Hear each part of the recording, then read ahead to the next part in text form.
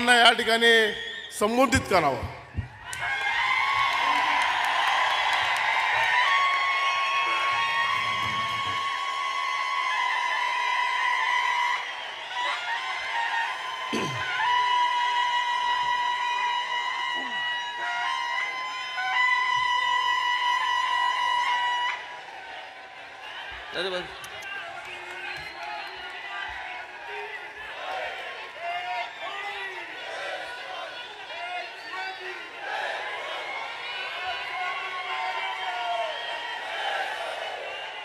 इथे जमलेल्या माझ्या सर्व हिंदू बांधवांनो, भगिनींनो आणि मातांनो,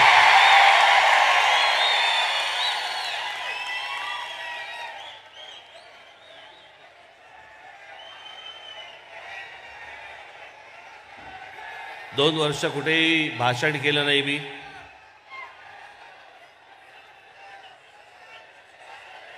मुलाखती दिल्या,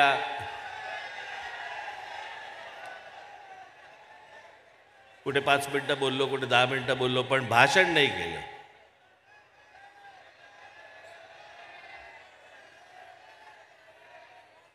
दोन वर्षापूर्वी ज्या वेळेला आपण आझाद मैदानवरती मोर्चा काढला होता, ते माझं तेव्हाचं शेवटचं भाषण. आणि त्याच्यानंतर मी 2 वर्ष कुठे काही बोललोच नाही. मी काय बोललो नाही, तुम्ही पण बोललो नाहीत.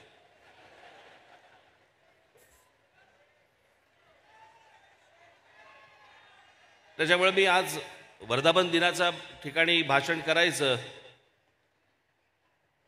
जरा विचार करतो. साला प्रॅक्टिस बिक्टिस सुटली नाही ना.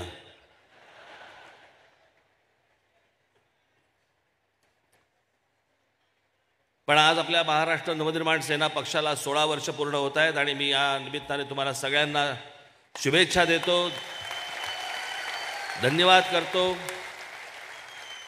आणि याच्या पुढची आपली वाटचाल आपण जोरात करू ही एक आशा देतो.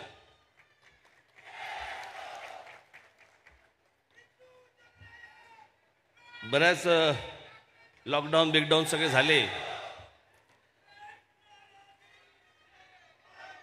त्या लॉकडाऊनच्या काळातले तुमच्या घोषणा आता बंद करा. आता सगळं माझं भाषण संपलं की एकत्र ओरडा.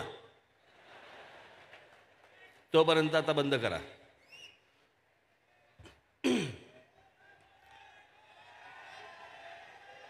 कोणी विचार केला नसेल की या प्रकारचा दिवस, या प्रकारचे दिवस आपण पाहू की रस्त्यावरती सगळा शुकशुकाट आहे. घराच्या घरं घाबरून घरामध्ये बसलेली आहेत. कुटुंबांना समजत नाहीये की आता काय होणार.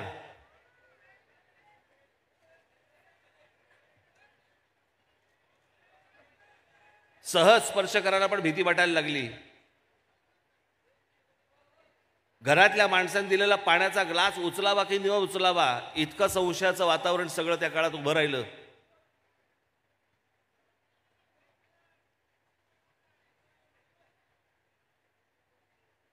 कधी अशा प्रकारची गोष्ट आपण पाहिली नव्हती, कधी ऐकली नव्हती. मला अजूनही आठवतं, मला लॉकडाऊन ज्यावेळेला लागला, मला असं वाटतं 23 तारीख असेल मार्चची.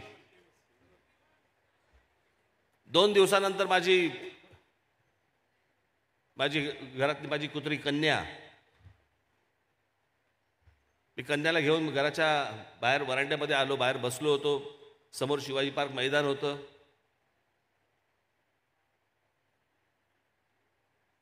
आणि मला फक्त पक्ष्यांचे आवाज ऐकू येत होते. मला काहीही दुसरं ऐकू येत नव्हतं. इतकी शांतता मी कधीच अनुभवली नव्हती. तशा प्रकारची शांतता ज्यावेळेला आपण दौऱ्यावरती वगैरे जातो, बाहेरगावी वगैरे जातो आणि आसपास कुठेही आपल्याला मनुष्यवस्ती दिसत नाही, सगळी आजूबाजूला शेतं दिसतात, त्यावेळेला आपण ज्यावेळेला गाडी बंद करतो, ती जी शांतता असते ना, ती सगळी शांतता सगळ्या ठिकाणी पसरलेली होती. फक्त पक्ष्यांचे आवाज होते. मला कधी कधी वाटतं पत्र लिहून नरेंद्र मोदींना कळवावं की महिन्यातनं 1-2 दिवस लॉकडाऊन ठेवा. हा सगळा परत गजबजाट सगळा सुरू झाल्यानंतर असं वाटतं की ती शांतता केवढी चांगली होती, भीतीदायक होती. पण चांगली होती. मी त्या काळामध्ये एकदा कुठेतरी इंटरव्ह्यूमध्ये बोललो होतो की सकाळी येणाऱ्या कोकिळा त्या वातावरणाने त्या पण अशा झाल्या होत्या की मलाच ऐकू यायला लागलं. म्हणजे कुहू कुहूच्या ऐवजी कोविड कोविड अशा ओरडत होत्या त्या.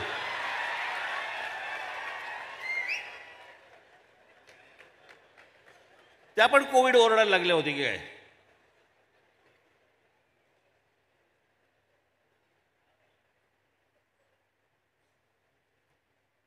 त्या सगळ्या वातावरणामध्ये भीती होती वगैरे सगळं सगळं ठीक आहे, पण कुटुंब जवळ आली. एकमेकांबरोबर जेवायला लागले, एकमेकांबरोबर गप्पा मारायला लागले.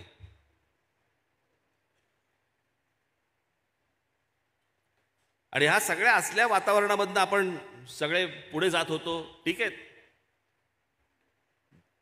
नुसतं काय देशावरचं नव्हतं, जगावरचं संकट होतं. आपल्यावरती तर संकट चालूच होती, चालूच आहेत. माझ्यावरती, आपल्या पक्षावरती सगळी संकट चालूच आहेत. संकटांची एक गंमत असते. संकट ज्या वेळेला येतात ना त्यावेळेला ती हातात हात घालून येतात.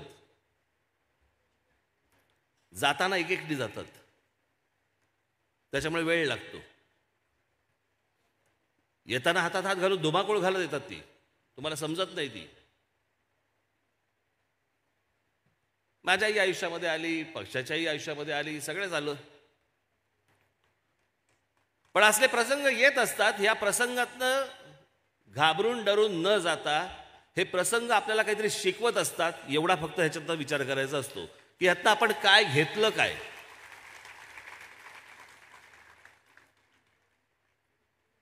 या सगळ्या गोष्टी घेऊन आपण पुढे कुठे जाणार आहोत.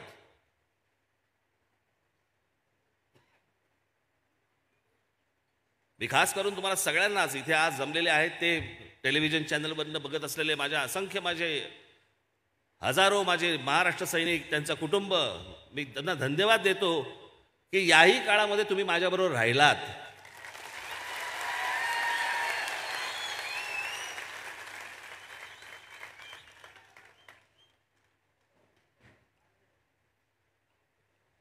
ठीक आहे, चढ उतार येतातच.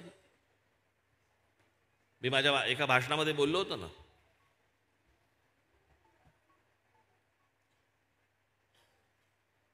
की जगातल्या प्रत्येक मोठ्या व्यक्तीला, प्रत्येकाला, छोटा मोठा सगळ्यांना, प्रत्येकाला एक वाईट दिवस आले, प्रत्येकाला बॅड पॅच आला. एकच व्यक्ती ज्यांनी कधी वाईट काळ नाही पाहिला, जेव्हापासून आयुष्य सुरू केलं, जेव्हापासून करिअर सुरू केलं, ग्राफ इथून जो सुरू झाला तो असाच्या असा, आणि त्या म्हणजे आमच्या लता दिदी.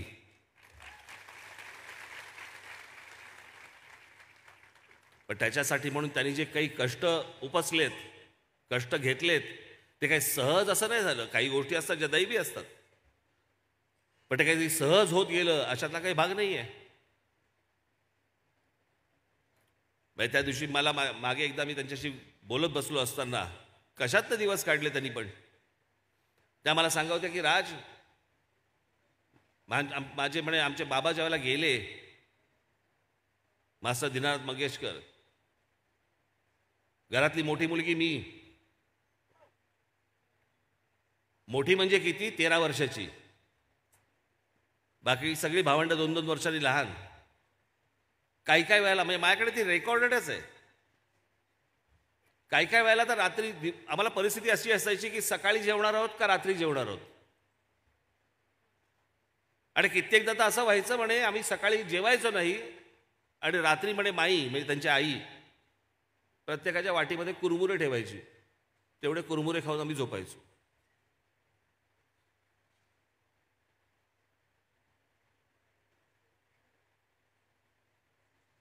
दीदींना वाईट काळ आला नसेल, बॅड पॅच आला नसेल, परंतु ज्या प्रकारचे कष्ट त्यांनी उपसलेत, हे आमचे शिवशाहीर बाबासाहेब पुरंदरे,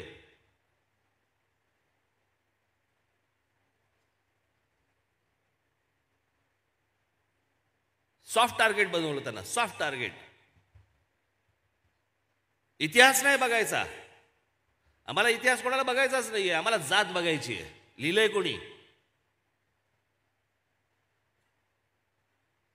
आणि हे जे महाराष्ट्रातले राजकीय पक्ष आहे तुम्हाला जातीमध्ये गुंतवून ठेवतायत, इतिहासामध्ये नाहीत.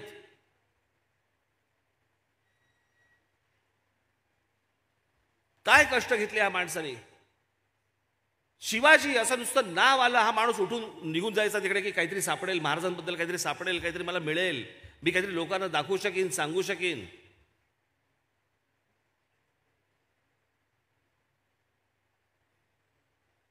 ते एक परवा आमचे राज्यपाल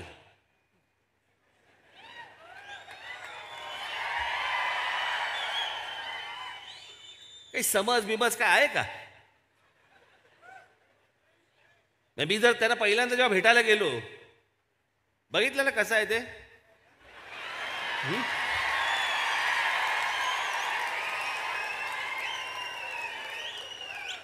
मी पहिल्यांदा जेव्हा त्यांना भेटायला गेलो, मला असं वाटलं शेक हँड केल्यावरती माझा हात बघायला लागतील. आपका मंगल तो यहाँ पे है और बुध का एक यहाँ पे है.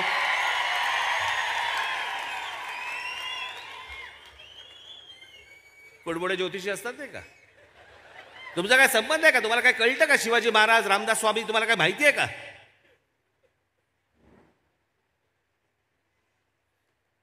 आपला काही संबंध नसताना, आपला काही त्याच्यावरती अभ्यास नसताना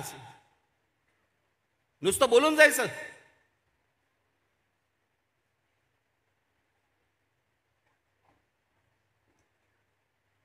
ना छत्रपतींनी आजपर्यंत कधी सांगितलं रामदास स्वामी माझे गुरु होते, ना रामदास स्वामींनी कधी सांगितलं कुठच्याही पत्रात नाही की छत्रपती शिवाजी महाराज माझे शिष्य होते. नुसती भांडणं लावायची, ज्याच्यातनं एकाचं शौर्य कमी करायचं आणि एकाची विद्वत्ता कमी करायची. त्यातनं आम्ही बोध काय घेणार नाही की रामदास स्वामींनी काय लिहिलंय. रामदास स्वामींनी आमच्या शिवछत्रपतींबद्दल जे लिहिलंय ना, माझ्या घरात लावलंय मी.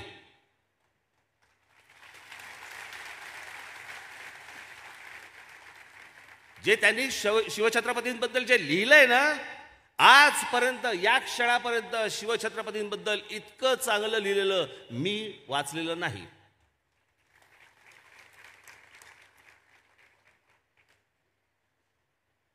आज आत्ता काढा, परत घरी जाल त्याला परत काढा, कॉम्प्युटरवरती काढा तुमच्या. वाचा ते निश्चयाचा महामेरू, बहुत जनासी आधारू, अखंड स्थितीचा निर्धारू. कोण. श्रीमंत योगी. श्रीमंत योगी.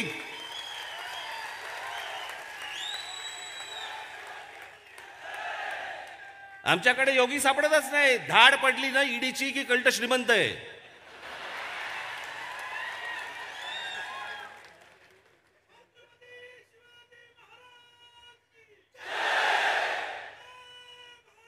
आमच्या लोकांना, आमच्याच महापुरुषांना फक्त बदनाम करायचं आणि फक्त तुमची माथी फिरवून मतं मिळवायची, एवढाच फक्त उद्योग सुरू व्हायचा. काय बोलला.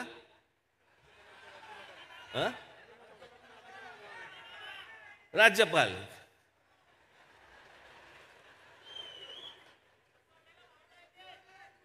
परवा दिवशी त्या भाषणामध्ये कोणीतरी मला दाखवलं, महात्मा ज्योतिबा फुले आणि सावित्रीदेवी फुले यांच्याबद्दल बोलते. छोटे छोटे ते कैसे शादी हो गई मेरे का पता नहीं. अहो तेव्हा लहानपणी व्हायची लग्न, तुमचं अजून नाही झालं.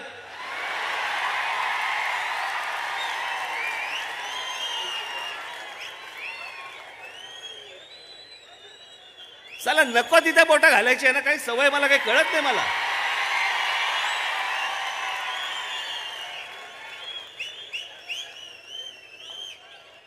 आणि मग सगळे बाकीचे आहेतच. आपको क्या लगता है, आपको क्या लगता है. लागली सगळी झुंजायला, सगळी कोंबड्या लागल्या झुंजायला. आम्ही येडे पागल परत सगळे. मग आता 2 दिवसापूर्वी कळलं निवडणुका होत नाहीत. मग सगळे शांत. साला आता काय होतच नाहीये, मग आता कुठं पेटवायची. आता काय उरलंच नाही आमच्याकडे पेटवायला. निवडणुका लांबणीवरती पडणार. मी ह्या सगळ्या लोकांना सांगत होतो. कधीपासून सांगत होतो मी. नोव्हेंबरपासून सांगत होतो. मी म्हटलं मला वाटत नाही निवडणुका मार्चमध्ये होतील. डिसेंबर आला, जानेवारी आलं, मी यांना सतत सांगतोय. म्हटलं मला वाटत नाही. मी काही पत्रकारांशी पण बोललो होतो. म्हटलं मी म्हटलं निवडणूक आली ना की निवडणूक चढायला लागते. आता बरोबर कळलं तुम्हाला मी निवडणुकीचा अर्थ. बरोबर समजला आता. साला चढायला लागते म्हणजे काय. अशी ती स्पर्श होते, स्पर्श करते ती. वातावरणामध्ये निवडणूक यायला लागते, वातावरणात यायला लागते. मला वातावरणात निवडणूकच दिसेना.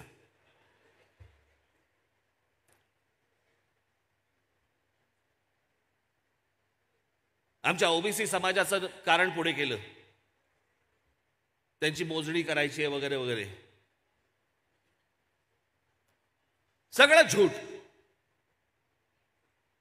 याला घ्यायच्याच नव्हत्या. मला कोणाच्या वैयक्तिक आयुष्याबद्दल मला काही देणं घेणं नाही. कोणाच्या काही काय म्हणतो त्याला आरोग्याविषयी मला काही त्याच्याबद्दलही काही बोलायचं नाहीये. मुख्यमंत्र्यांची तब्येत चांगली नाहीये, मला मान्य आहे. त्याच्याबद्दल पण मला काही बोलायचं नाहीये. पण खरं कारण ते आहे,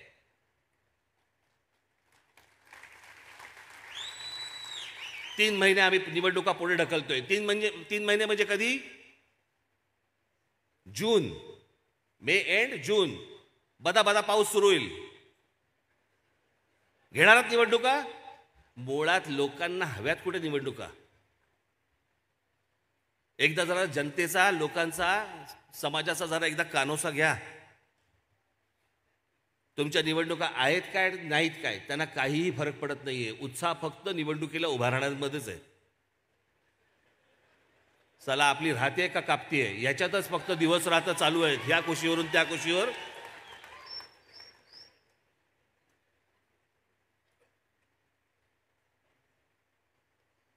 कित्येकांना निवडणूक लढवण्यामध्ये पण इंटरेस्ट नसतो. नुसतं फक्त सांगा साहेब की तुला तिकीट देतो, बस कमाईला सुरुवातच करतो.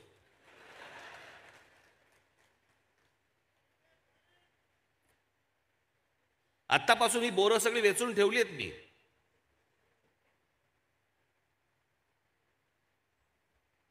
पण ह्या निवडणुका होऊच नाहीत, प्रशासक नेमावा, म्हणजे दोन्ही बाजूनी विन विन सिच्युएशन. सरकार पण हातामध्ये, महानगरपालिकांवरचा प्रशासक पण आमच्या हातामध्ये. सगळं आम्हीच बघणार. आणि जरी या निवडणुका आता काय मार्च एप्रिलला जरी लागल्या असत्या, 2 वर्ष सगळी कुटुंब घरामध्ये कोंडून बसलेली होती. कोणाला निवडणुकीमध्ये काही पडलेलं नाहीये. सगळेजण हे आत्ता दहावीचा आता काय परीक्षा संपतील 14 एप्रिलला. 14 एप्रिलला परीक्षा संपल्या की सगळेजण बाहेर जातील. मतं मागायला जाणारात कोणाकडे?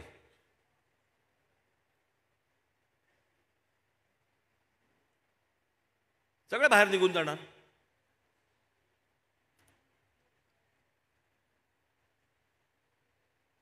आणि त्याच्यामुळे तुम्हाला सांगितलं की आता 3 महिने पुढे जातील, 3 महिन्यानंतर निवडणुका घेऊ. 3 महिन्यानंतर होणार नाहीत, या होतील साधारणपणे दिवाळीनंतरच होतील. त्यात टाळी वाजवण्यासारखं काहीच नव्हतं.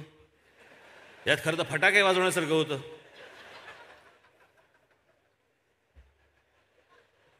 नाही, मी दिवाळीनंतर होतील म्हणून मी म्हटलं. काही कशाचा काही नाही. इकडे काय चाललंय, तिकडे काय चाललंय, काय नाही. सध्या सर्व सुरू आहे. काय वाटतं काय तुम्हाला? युक्रेनचं काय होईल असं वाटतं आणि एकूण रशियाचं बरोबरचं. अरे गधड्या, तुझ्या घरचं बघ पहिलं.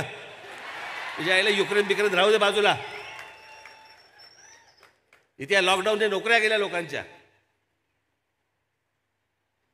शेतकऱ्यांची आमच्या आत्महत्या थांबलेल्या नाही आहेत. मुलं अजून घरामधनं झूमने अजूनपर्यंत अभ्यास करतायत.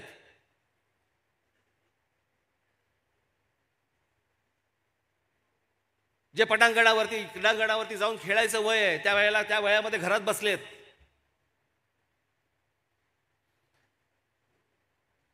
कित्येकांना, मला तर कित्येकांना असं वाटतं की या 2 वर्षामध्ये काही जणांना काही आजार पण चढले असतील, विचारांचे आजार.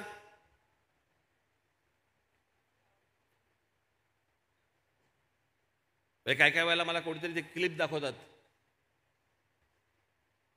म्हणजे काय म्हणतात त्याला, रील नवरा बायको काहीतरी चाललेलं असतं. मग बायको काहीतरी म्हणते, मग नवरा काहीतरी म्हणतो वगैरे. हे वेट लागलंय, कळलं का? ती 2 वर्षाची आहेत ना घरात बसून, त्याच्यामध्ये समजे ना काय चाललंय ते आपल्या आयुष्यामध्ये. कोणी आपल्याला भेटत नाही, काही करत नाही, आपलंच काहीतरी करू.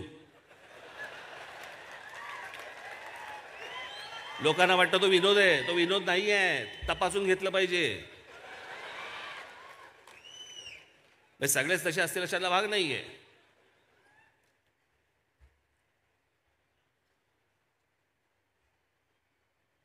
पण इतक्या सगळ्या वेगवेगळ्या स्थित्यंतरामधनं काही हाताला सरळ काही दिसत नाहीये, लागत नाहीये, अशी परिस्थिती. मी इतकी वर्ष राजकारणात आहे. प्रत्यक्ष राजकारण त्याच्या अगोदर ज्यावेळेला मी व्यंगचित्र करत होतो त्यावेळेला व्यंगचित्र, राजकीय व्यंगचित्र करत होतो, त्याच्यामुळे त्याचं ते एक राजकारण तेव्हा होतंच. मी अशी परिस्थिती कधीही बघितलेली नाही.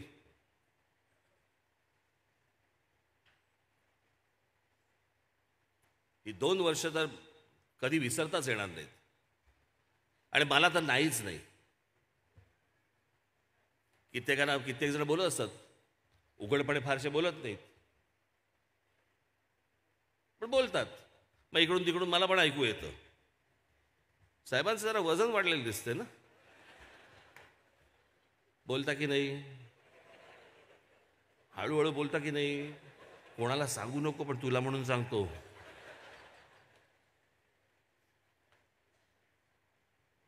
दीड वर्षापूर्वी माझा टेनिस खेळता खेळता हात फ्रॅक्चर झाला. तो फ्रॅक्चर तुम्हाला 3 महिने ते 4 महिने माझे त्याच्यात गेले. त्याच्यामुळे एक्सरसाइज माझा बंद झाला. नंतर माझ्या पायाचं एक छोटं ऑपरेशन झालं. त्याची रिकव्हरी साधारणपणे तरी काहीतरी 12 महिने वगैरे सांगितली आहेत रिकवर व्हायला.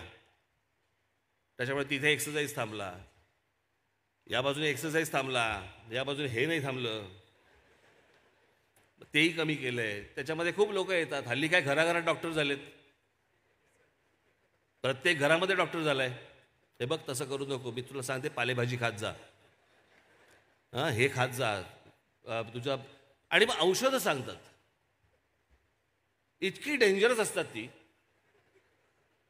काय घे, एक कढीपत्ता घे, त्याच्यामध्ये 2 तुझ्या तुळशीची 2 पानं टाक, त्याच्यावरती एक हळद टाक, आणि मग ना त्याच्यावरती माशाच्या लघवीचे 2 थेंब टाक. आता माशाची लघवी आणायची कुठून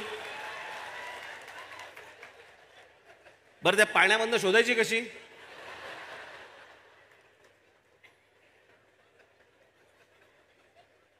प्रत्येकाला काहीतरी एक डॉक्टरी साक्षात्कार झालाय.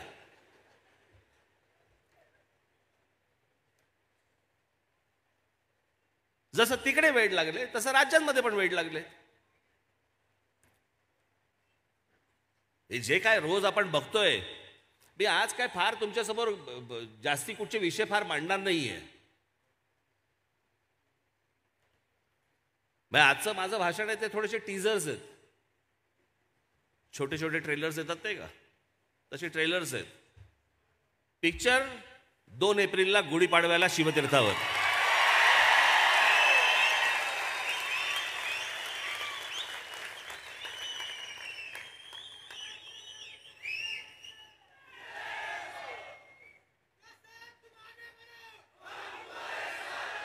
काय चाललंय राज्यामध्ये मला कळत नाही. मला सत्ताधारी म्हणतात आम्हाला संपवायला निघालेत, विरोधी पक्ष म्हणतात आम्हाला संपवायला निघालेत. मग उरलं कोण?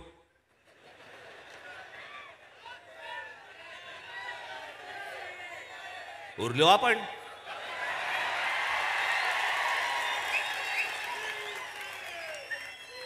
वीट आला लोकांना. मी अशा प्रकारची गोष्ट कधी सत्ताधारी विरोधी पक्ष मी कधी आजपर्यंत कधी बघितली नाही. काय प्रकारचे आरोप करतायत, टेलिव्हिजन चॅनलवरती काय शिव्या काय देत आहेत, काय बोलतायत, कुठची भाषा. महाराष्ट्रामध्ये राजकारणामध्ये येणाऱ्या भविष्यातल्या पिढ्या काय पाहतायत, काय त्यांना वाटेल राजकारण असंच असतं, अशीच गोष्ट असते, ह्याच गोष्टी बोलायच्या असतात, अशाच चालतात. अहो हे जर विधानसभेमध्ये बोलत असतील, खाली ग्रामपंचायतीला काय चालू असेल, जिल्हा परिषदेला काय चालू असेल, पुढे भविष्यात काय होईल, कुठचाही मागचा पुढचा विचार न करता आपले बस तोंडाला येईल ते फक्त बरबळायचं. आणि किती बोलतात ते. संजय राऊत कितीही बोलतात आणि सगळ्याची एक ऍक्शन असते. तो असा त्या सगळ्या ह्याच्यामध्ये तो काय हुआ, ये तो बात ऐसी है, ऐसा करते था, ये करते.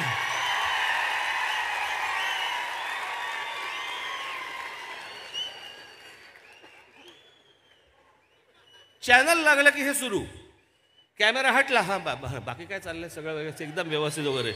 मग हे कुठून आलं ऍक्शन? मी एकदा असाच काही वर्षांपूर्वी एका सभेला गेलो होतो. नॉर्मल बाजूला एक जण बसला होता नेता, आता नाव नाही सांगत. सहज साधा नीट बोलत होतो आम्ही एकमेकांशी. असं झालं, तिकडे जाऊन आलो, मग मी इकडे जाऊन आलो वगैरे वगैरे वगैरे. तेवढ्यात त्याच्या नावाची घोषणा झाली. मला बोला मी भाषण करू झालो. म्हटलं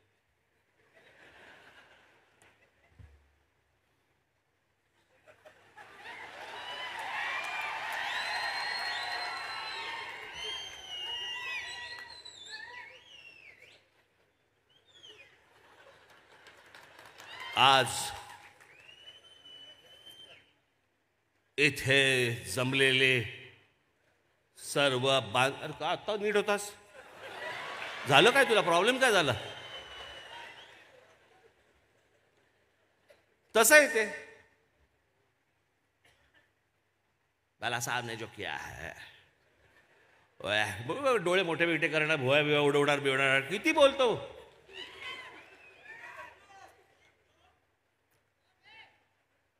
आणि प्रश्न बोलण्याचा नाही, आपण काय बोलतो आहोत, कसं बोलतो आहोत.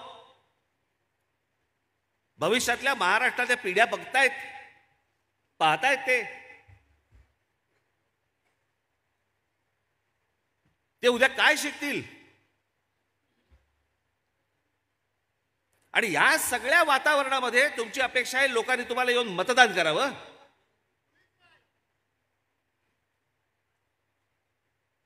कोणी महिलांच्या प्रश्नावरती बोलतंय, कोणी नाही.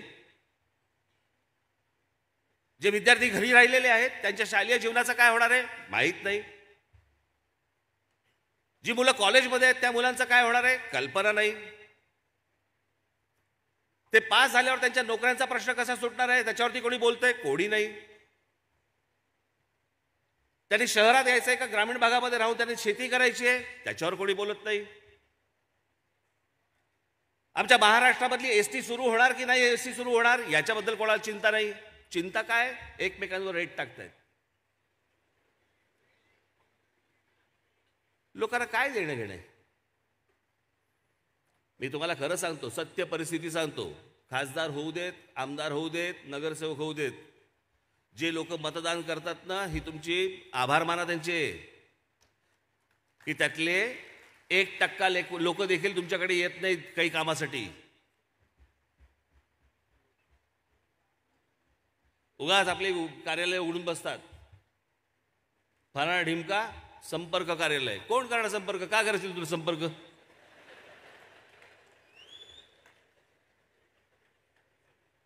काय अशी गोष्ट आहे तुझ्याकडे की तुला संपर्क केल्यावरती माझं काम संपेल किंवा जाईल? काही नाही, संपर्क कार्यालय एकटा बसलेला असतो वाट बघत. कार्यालय न उघडता देखील लोकांनी तुम्हाला संपर्क केला पाहिजे की माझं काम हे आहे, जरा करून देता का? तुमच्या सगळ्यांच्या ताकदीने, तुमच्या सगळ्यांच्या आशीर्वादाने ज्यावेळेला या राज ठाकरेच्याकडे, ज्यावेळेला महाराष्ट्रामधनं जेव्हा लोक येतात आणि सांगतात ना की आमची अडचण ही आहे, आमचा प्रश्न हा आहे, जरा सोडवा, सरकारकडे जात नाहीत, आपल्याकडे येतात.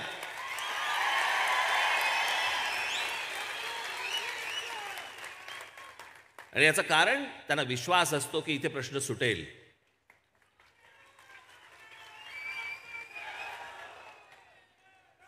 मला असं वाटतं की ही जी 16 वर्ष जी आपण बोलतो आहोत ना, पक्षाला 16 वर्ष पूर्ण झाली, ही लोक ज्या विश्वासाने आपल्याकडे येतात की माझी अडचण ही आहे, संपर्क कार्यालय असं न थाटून देखील जेव्हा लोक आपल्याकडे येतात की माझा प्रश्न हा आहे, माझ्या मुलाच्या नोकरीचा प्रश्न आहे, माझ्या मुलीच्या ॲडमिशनचा प्रश्न आहे, माझ्या नोकरीचा प्रश्न आहे, हे ज्यावेळेला एका विश्वासाने ज्यावेळेला तुमच्या आमच्याकडे ज्यावेळेला लोक येतात ना, मला असं वाटतं 16 वर्षातली आपली ही कमाई आहे.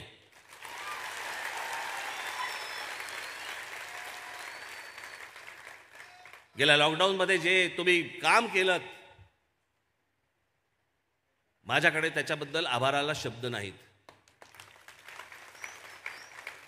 कोणत्याही गोष्टींची पर्वा न करता माझ्या महाराष्ट्रामधल्या सगळ्या महाराष्ट्र सैनिक कुठच्याही करोनाचा भीती न बाळगता तो ज्या ठिकाणी जिथे जिथे काही त्रास होईल, जिकडे जिकडे काही अडचण असेल तिकडे जिकडे पोहोचला. कोणाला खायला नाही, कोणाला प्यायला नाही, कोणाला काही हॉस्पिटलला घेऊन जायचंय, कोणाला सलाईनचा काय मिळत नाही आहे, बाकी गोष्टी मिळत नाही आहेत, काही वैद्यकीय त्यांच्यावरती उपचार काही मिळत नाही आहेत, त्यावेळेला जो महाराष्ट्र सैनिक जो महाराष्ट्रामध्ये माझा धावून गेला, इतर राजकीय पक्षांचा कोणीही तिकडे धावून नाही गेलाय, तिकडे फक्त होता माझा महाराष्ट्र सैनिकच होता. लोक विश्वासाने त्याच्याकडे येत होते आणि तो इमाने इतबारे प्रामाणिकपणे काम करत होता. ते तुम्ही लोक सगळेजण आहात. त्यामुळे तुमचे आभार कसे मानायचे मला समजतच नाही, खरंच समजत नाही. तुमच्यामधल्या पोटामधली जी आग आहे ना की माझ्या महाराष्ट्रासाठी काहीतरी करायची आहे, ही आयुष्यात कधी विझून देऊ नका.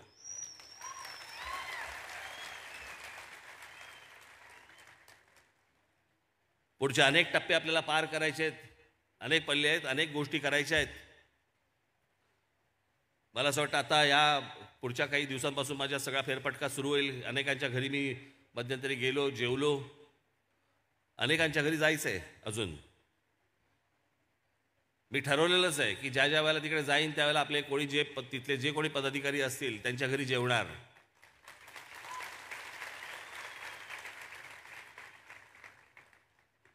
आणि इतर पक्षांसारखे जात बघून नाही जेवणार. मला जात समजत नाही, मला जात कळत नाही, मी जात बघत नाही, मी जात मानत नाही. मला त्यातली गोष्टच समजत नाही, मला दुसरी गोष्ट कळत पण नाही ती. आणि माझ्या मते माझे सहकारी म्हणून तुम्ही देखील असेच असले पाहिजेत.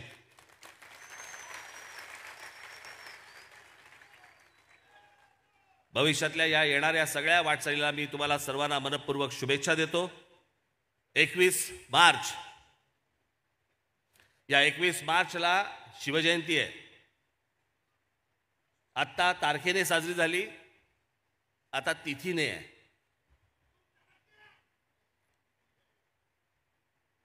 आपल्या शिवछत्रपतींची जयंती आहे. आपली ओळखच मुळात त्यांच्यामुळे आहे, नाहीतर आपली ओळख काय आहे?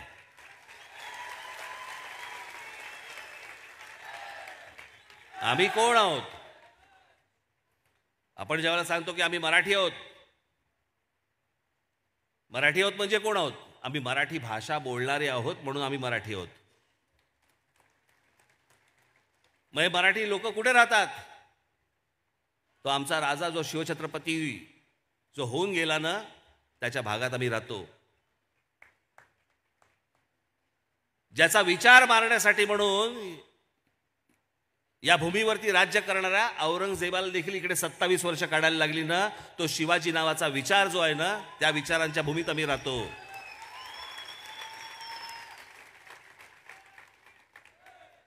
तारखेने करावी का तिथीने करावी? 365 दिवस करा.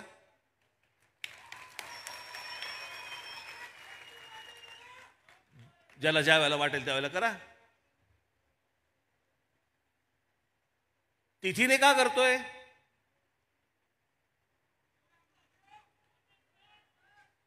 कारण आपले सगळे सण हे आपण तिथीने साजरे करतो, आपण तारखेने साजरे नाही करत. गेल्या वर्षी गणपती कधी आले होते ते यावर्षी त्या तारखेला गणपती नाही आहेत. त्याच्या आदल्या वर्षी पण ते गणपती वेगळ्या तारखेला होते, दिवाळी वेगळ्या तारखेला होती, नवरात्र वेगळ्या तारखेला होती. प्रत्येक सण हा आपला तिथीनुसार साजरा होतो. हा माझ्या राजाचा जन्मदिवस आहे, तो माझा सण आहे. तो जन्मदिवस नाही आहे कोणाचा तरी, ती कोणाची तरी नुसती जयंती नाही आहे. तो या महाराष्ट्राचा, आपला मराठी माणसाचा सण आहे. आणि म्हणून तो सण म्हणून आपण तो तिथीने साजरा करायचा आहे. 21 तारखेला आपण सर्वजण महाराष्ट्रभर धूमधडाक्यामध्ये शिवजयंती साजरी करावी याची एक अपेक्षा आपल्या सगळ्यांकडनं बाळगतो. 2 तारखेला गुढीपाडवा आहे. महाराष्ट्रातल्या माझ्या महाराष्ट्र सैनिकांना 2 तारखेला गुढीपाडव्याच्या निमित्तानं शिवतीर्थावरती येण्याचं मी आमंत्रण देतो आणि आपणा सर्वांची मी रजा घेतो. धन्यवाद. जय हिंद, जय महाराष्ट्र. या ठिकाणी कार्यक्रम संपण्यापूर्वी या कार्यक्रम पूर्ण होण्यासाठी आपल्याला ज्यांनी सहकार्य केलं, पुणे महानगरपालिका असेल, पोलीस प्रशासन असेल, पत्रकार असेल, प्रिंट मीडिया असेल, इलेक्ट्रॉनिक मीडिया असेल, आरोग्य विभाग असेल, सर्वांना धन्यवाद देतो. या ठिकाणी चित्रपट सेनेने या ठिकाणी सांस्कृतिक कार्यक्रम आपल्याला दिला होता, त्यांनाही धन्यवाद देतो. आणि या ठिकाणी सर्वांना विनंती करतो की राष्ट्रगीत होईल आणि त्यानंतर हा या ठिकाणी कार्यक्रम संपेल.